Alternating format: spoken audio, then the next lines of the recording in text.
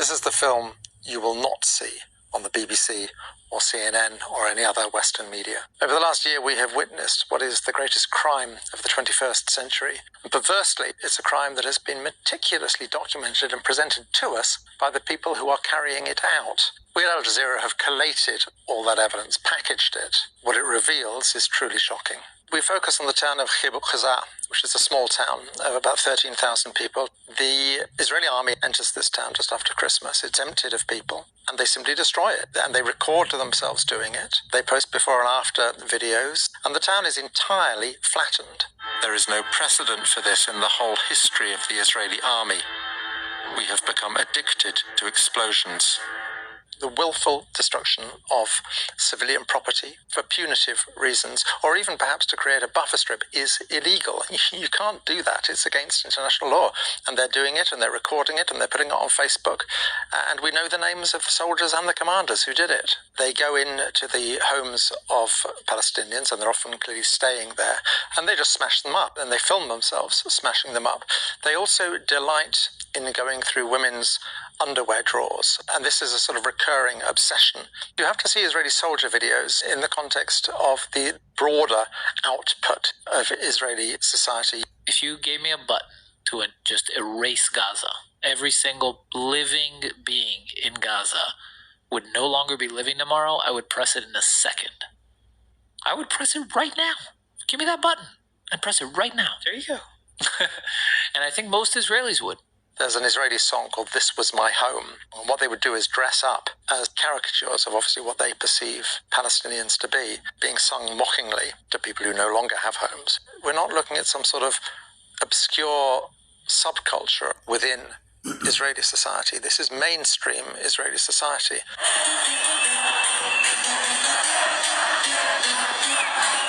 When people tell you who they are, believe them. It's an entire nation out there that is responsible, and we will fight until we'll break their backbone. 972 magazine carried a story about how the Israelis were using AI, artificial intelligence, for targeting. Essentially, they had a problem. They wanted a rate of strikes in the Gaza Strip, which human computation couldn't keep up with. They needed to use AI to identify these targets. They're using people's phones and their social media, any information at all they can scrape about them, and then they track them through their phones. So who are they talking to on their phone? Who are they simply near as they're carrying their phones around?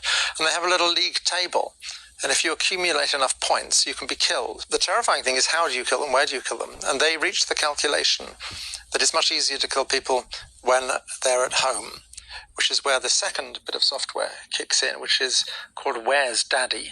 The naming is indicative of a fairly dark sense of humor. They track you. Once Daddy is home, they can kill you, and of course along with anyone else who is in the house as well. It's astonishing what Israeli soldiers do put on film, but that raises the question of what they don't put on film. You very rarely see them actually fighting. Every now and then you'll see them all firing their guns, but usually pretty clear there's no incoming. On the other hand, what you see a great deal of is them dressing up in women's underwear. Has Israel managed to destroy Hamas? I would point to a really simple, common sense thing. Israeli soldiers have posted thousands of videos online. The IDF, the Israeli army, repeatedly posts videos online. Scour those videos for the bodies of dead fighters, and there's remarkably few. I remember 20 years ago in Afghanistan when the Taliban fell, before the age of social media, and I remember making films about that, footage with piles of corpses. It's extraordinary how few dead Hamas fighters we are seeing. Another extraordinary facet of this conflict is the repeated attacks on hospitals. They have assaulted every single one of the 36 hospitals in the Gaza Strip. We have the films of Mohammed al-Halou, a remarkable young journalist who really chronicled the whole story of the Nasser hospital. The Israelis are very keen to drive people taking refuge in the hospital out, to force them further south. They send a messenger into the hospital to order the people there to leave, and they use a detainee, and they've made it quite clear to him. They know who his mother is, where she is, and that she will be killed if he does not return. So he does return. They send him back because the people still aren't leaving. People aren't leaving because they don't trust the Israelis. One of the few people who does leave is his mother. She follows him out with a small group of other people, and he's killed in front of her eyes, having used him as a messenger, as a human shield, effectively. They simply shoot him. They shoot him 3 times in front of her eyes and kill him. What is extraordinary about so many of the soldiers' videos is the sense of impunity they have. One particular video is the 202nd paratroopers. When they left Gaza, individuals within that unit put together a video. It's like a commemorative video, and it's edited and it's set to music and so on. It's been up on YouTube now for 6 months. It includes 3 men, separate incidents, men who are shot by snipers. They are putting up the killing of people who are clearly unarmed. And for soldiers to post this in their own names shows a sense that they simply don't have to account for their actions at all. Deaths by snipers are very common in the Gaza Strip, and it's not just adult men. There's a particular shot of a child, a young boy, who was shot at the gates of the Nasser hospital. It's then too dangerous to collect the body. If you're a sniper, you know who you're shooting. You've got very good sights, and you know perfectly well what you're looking at. Mohammed al-Helou, he is almost killed numerous times. One of the occasions is he's shot. He's wearing a flak jacket. They've actually managed to hit the thing that says press. One of the dreadful things about working as a journalist and as a human rights worker during this conflict, not only do you not have sort of immunity, as it were, you are positively a target. As Western journalists, we sometimes work in very hairy situations, and we face danger and so on. What we don't generally wrestle with is the perpetual fear that they're going to murder our children. And in fact, on a number of occasions, they have murdered the families of Al Jazeera journalists. It's shameful that the international journalistic community has not stood up more, not just for Al Jazeera, but for all those other journalists who have been killed in the Gaza Strip. Well over 10% of all journalists in Gaza have lost their lives since this conflict began. The usual mortality rates expected of infantry soldiers is less than 5%. So we're talking about absolutely shocking levels of loss of life. Detainees are clearly abused when they are first taken prisoner. We've all seen the images of them stripped to their underwear. It's clearly designed to humiliate. We gathered accounts in the Gaza Strip of people being beaten. We have a picture of one man who had a Star of David carved into his back. In a way, for many, this is just a prelude to when they're taken into Israel to these detention centers. In our film, we have one grotesque eyewitness account of a dog being used to rape someone. فجأة جردوه من ملابسه السفلية. إجا كابتن كان موجود. جاء زي وضع مادة حاجة يعني على مؤخرة الشاب، واطلقوا وكان في كلب موجود، اطلقوا عليه الكلب هذا يعني كيف اقول لك، مش مارس الجنس، اغتصب الشاب، اغتصبوه في معنى الكلمة. UN report at the end of June identified 53 individuals who have been killed in Israeli detention. There's a report on Israel's Channel 13 broadcasting to the world, advertising the fact, celebrating the fact that these men spend 24 hours in complete darkness with a single hole for a toilet, in handcuffs, chained together with leg cuffs. The whole focus of the report is clearly the Israeli public, and what they're trying to stress is how badly these people are being treated, because clearly the political issue within Israel is whether they're not being treated badly enough. חשודים בעבירה של אינוס, בעצור כפות. זה לא מעניין אותך?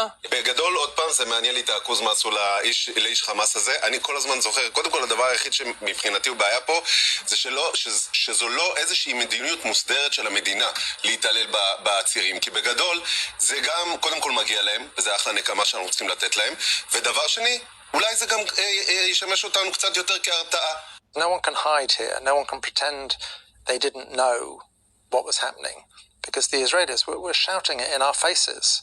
Human shields are an enormously important topic, and it's an absolute indictment of Western media, the way this is covered. The idea that Hamas, the Qassam brigades and so on, used the civilian population as human shields. There is no evidence that they are positively using them as human shields, in the sense that they're hiding behind them, not allowing them to leave or not telling them that they're there.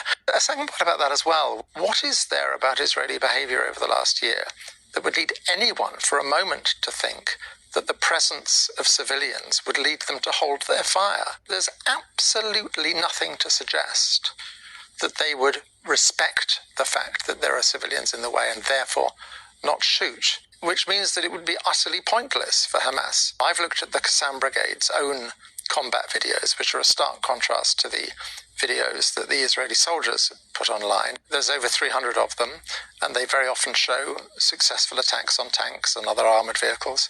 These attacks all take place in desolate, abandoned landscapes. I have not seen a single civilian. Now then there is the secondary point. The UN, international and Israeli human rights organizations have found the Israelis to be guilty of using human shields. In the film we have footage of this. You can see it. There they are, hiding behind people, resting their guns on their shoulder. They've got a man and he's being forced to go and inspect empty buildings, open the doors and so on, so that if they're booby-trapped or if there's an ambush, he will get it. It's clearly absolutely systematic. Now, the fact that the entirety of Western media and the Western political class continues to trot out this mantra about it being Hamas that hides behind human shields, when all of the abundant evidence suggests precisely the opposite. The Israelis today saying that Hamas use Palestinians as human shields. Do they? Killing the victims, then blaming the victims for killing themselves. I mean, what is this logic? Palestinian groups take their own people hostages. This is racism. This is sickness. The appalling caliber of the journalism is just absolutely shocking. Israeli behavior is dependent on the indulgence of the West. We use some of Matt Kennard's reporting in Declassified UK. Matt has done an awful lot of work exposing the role of RAF at Kriteri, a place most British people probably haven't heard of, but we still own a chunk of Cyprus, and on it we have a bloody great Air Force base. And it is clearly playing a vital role in this conflict. Right from the beginning of the conflict, you had huge military transport planes flying to Israel, numerous surveillance flights in the air for 6 hours at a time, sent from RAF Akrotiri in Cyprus over the Gaza Strip. And the suspicion would be that they are providing targeting information to the Israelis. Already by March, they'd accumulated 1,000 hours of surveillance footage over the Gaza Strip. The government is not providing a satisfactory explanation of what all this footage is being used for. Will he also explain what role, legally or otherwise, Britain has played in overflying Gaza with surveillance aircraft and the use of RAF Akrotiri as a staging point for aircraft going to Israel, which many people believe are carrying weapons that are used to bomb Gaza? I am very comfortable with the support that we give to Israel, and I won't comment on operational issues. The double standards of Western media, of Western politicians, are just breathtaking. I mean, you just have to look at David Lammy and Keir Starmer's response to the Iranian attack on Israel, which didn't actually kill anyone. I utterly condemn this attempt by the Iranian regime to harm innocent Israelis. And they were straight to the lectern condemning it in a way that they have not condemned the Israelis, who have killed over 40,000 people. It's quite clear that the lives of one group of people are worth more than the lives of another group of people. If Israel is attacked, the Western media and Western politicians are full of rhetoric about Israel has a right to defend themselves. Israel has a right to defend itself. Israel has a right to defend itself. Israel has a right to self-defense. We stand with Israel and we recognize her right to self-defense. If Israel attacks people, then the whole media narrative is about fears of escalation. In other words, the great danger that the other side might fight back. The double standards are just breathtaking. One way in which we're sort of liberated at Al Jazeera is we don't have to buy into this bogus two-sidesism, this bogus sort of equivalence. There is no equivalence between, on the one hand, an all-powerful occupying power, building illegal settlements on Palestinian land, and on the other side, a prostrate, helpless, powerless people. There's no moral, political, or military equivalence there. But also, on October the 7th, 2 babies are killed, which is dreadful, it's appalling. At the end of August, when the Gazan Health Ministry published detailed figures, the first 14 pages, 701 names, were taken up with children under the age of 1. And that doesn't include 7,000 people for whom there was no documentation. It doesn't include the large numbers of people who are still under the rubble or who have died because of lack of access to health care. It's very, very likely that in the end, the total number of dead and injured in the Gaza Strip will be more than 250,000 people. There is just no comparison between the two. Now, if, as for example the BBC often does, you achieve balance by having two stories in your evening news report. On the one hand, reporting the very real anguish and trauma of a family who still have a son or a daughter in captivity in Gaza, and on the other hand, an airstrike which has killed 40 people, 15 of them, whatever, who are perhaps children. If you are treating that as equivalent, you are buying into a fundamentally racist arithmetic. There was no balance in what was going on. Israeli spokespeople who we did have on were given a lot of free rein to say whatever they wanted with very little pushback. Babies were set on fire. Babies were shot in the head.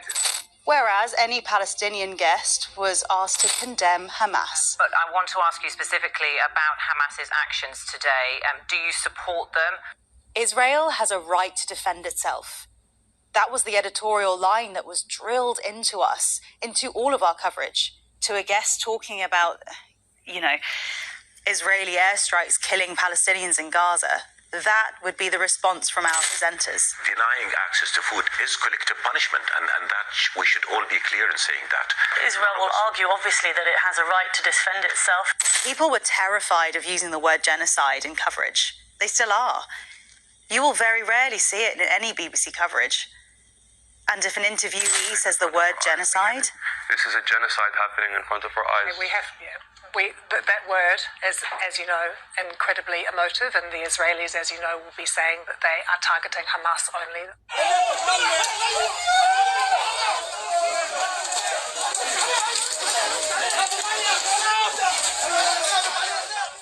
No one can say they didn't know. The Israelis could not have made it clearer to us what they were doing in their rhetoric, social media they were posting, and what their own media was saying, that this was an exercise in ethnic cleansing, quite possibly an exercise in genocide. They were making it abundantly clear to us. And if we are ignorant, we are willfully ignorant.